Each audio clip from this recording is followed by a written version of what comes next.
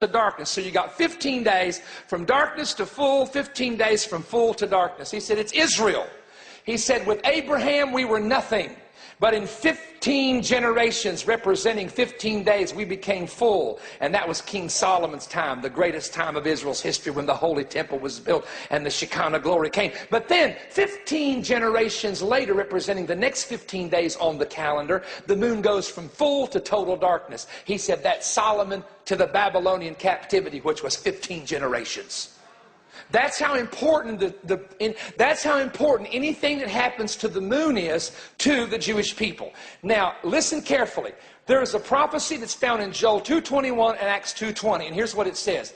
The sun, that's why I've got this banner. You're probably saying, when's he going to get to this banner? The sun shall be turned into darkness, and the moon shall be turned into blood before the great and terrible day of the Lord comes. Now that is, ladies and gentlemen, a perplexing prophecy. Do you know why? Because the sun is not going to burn out. If the sun burns out, we're all dead.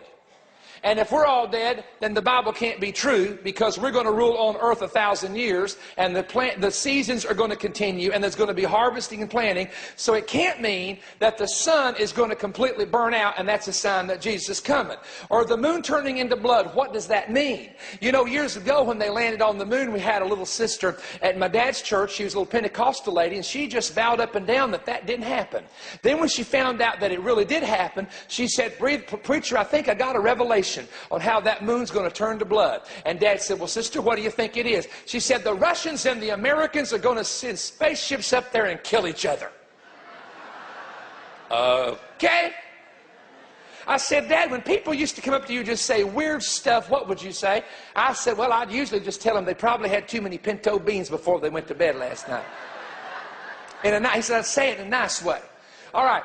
This is very important. If you've never heard this, I'm going to explain to you the sun being turned to darkness and the moon into blood. I'm going to read to you from the Jewish Talmud, which is the Jewish commentary. The Talmud has a lot to say about lunar eclipses. In Sukkah 29a, it is written, "When the moon is in eclipse, it is a bad omen for Israel. If the face is as red as blood, it is a sign that the sword or a war is coming to the world." Wow. In 1996, there were two major eclipses that fell on Jewish feasts, and the rabbis began to teach within just a few years the world would be at war. Guess what? We were. The war on terror. And everybody has one way or the other been drawn into that war. The rabbis taught when the sun is in eclipse, it's a bad omen for the world. Another observation is made by Rabbi Meir. When the luminaries are in eclipse, it's a bad omen for Israel. According to the rabbinical interpretation of eclipses, a solar eclipse, now you know what that is, a solar eclipse, sun goes dark, is a sign of trouble for the world, but a lunar eclipse is a bad sign for Israel. Now remember that a blood moon, when the moon goes into eclipse and looks like blood, it is a terrible sign for Israel. Now, how do they know that? They have tracked these things for centuries. And they've noticed that every time they get a blood moon, when in a short time Israel goes into some kind of terrible conflict internally, conflict externally, or a war of some kind. That's how they've tracked this for probably thousands of years, to be honest with you. Now, watch this. The most eclipses that can occur in 1 year is 7. Twice in the 20th century, there were 7 total eclipses. Now, does anybody want to know the years? Nod your head and I'll tell you the years. 1917 and 1973. Why is that important? When 7 eclipses happened in 1917, watch what happens. Communism settles into the world. The Bolshevik Revolution, or the Russian communism revolution is what it became. Number 2, the Balfour Declaration was signed giving Jews access back to Israel. Number 3, General Allenby took Jerusalem back from the Turks after 400 years. You don't want me to keep going. 1917 was one of the biggest prophetic years relating to the Jews in Israel that they'd had since the destruction of the temple, folks. 1973, woo, guess what happened that year? Yom Kippur War, 7 eclipses. Yom Kippur War. The Arab nations secretly attacked Israel during the Feast of Yom Kippur when all the Jews were praying in synagogues and fasting.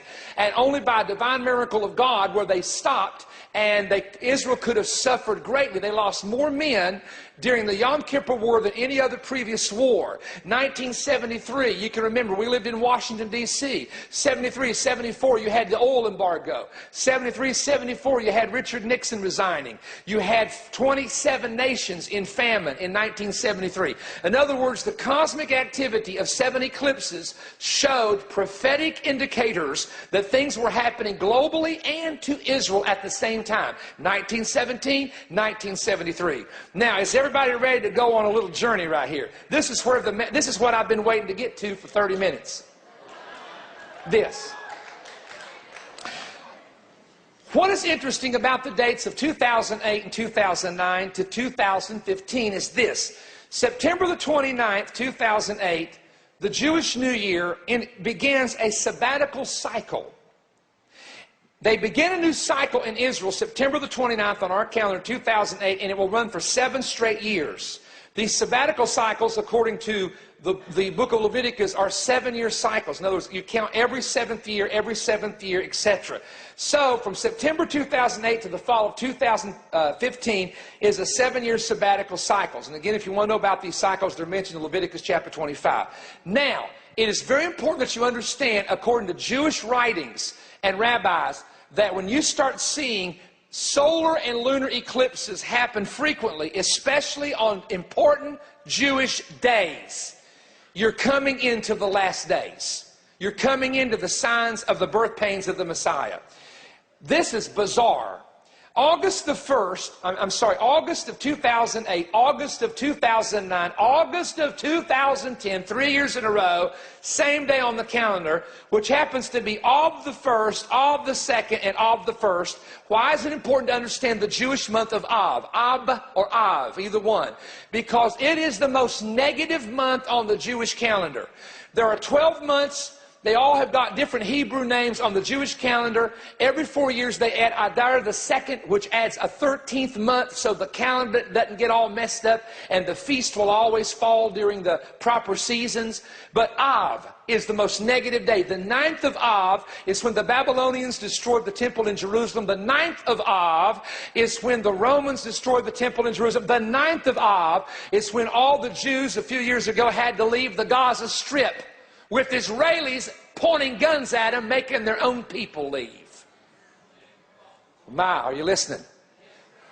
So the fact that for 3 years in a row, in the first part of Av, that there's these eclipses, they're noticing this in Israel, saying, hold on, that's a terrible omen that something big is about to happen. But that's only the beginning.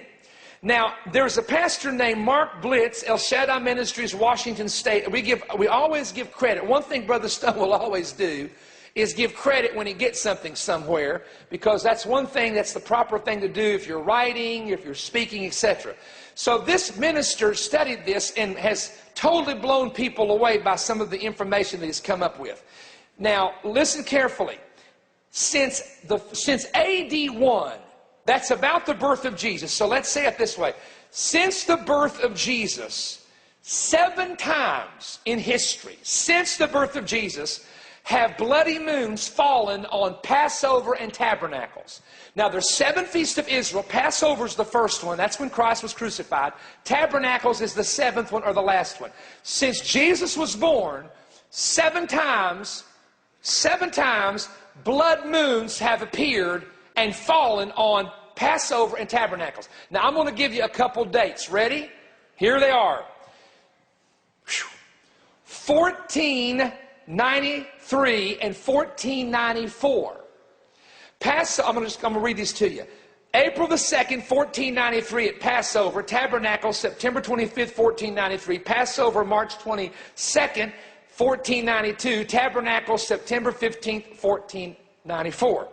Second time frame, when on Passover and Tabernacles a bloody moon appeared, 1949, 1950. Passover, April 13th, 1949. Tabernacles, October 7th, 1949.